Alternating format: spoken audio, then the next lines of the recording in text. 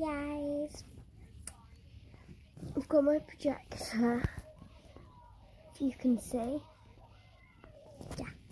I went downstairs to get something and I looked in one of the drawers and I found quite old things that I never knew existed.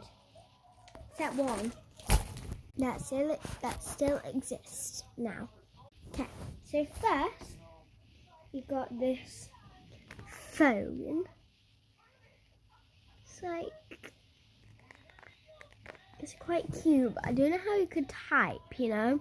It's got like ABC and DEF and GHI and like different numbers, but I don't know how you'd be able to do that. But it's really cute because I like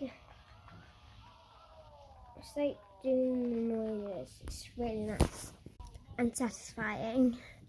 Next, a pink iPod. Never knew existed because I looked in the back. I was like, what is this? It's like an Apple one as well, and I was like, I never knew iPod even exists. Then we got two more iPods. One's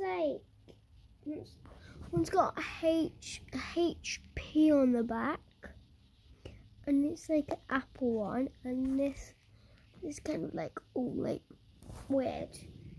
But this one is kind of newer, and it hasn't got a HP where the Apple bit is. And last but not least, we got a camera, which is really aesthetic because when my sister goes to parties and things, they're like the parties that we have now, like parties.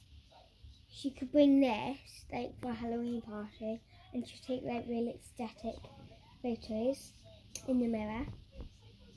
But it's probably not going to be really good quality from then to now. But it's fine, you know? It's like, yeah. Do you know what I really want? Like a pear phone.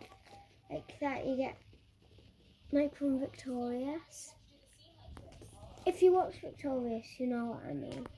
Like they look really cute. Like I really want one. You'll probably be able to get one on Amazon, you know. Anywho, bye guys.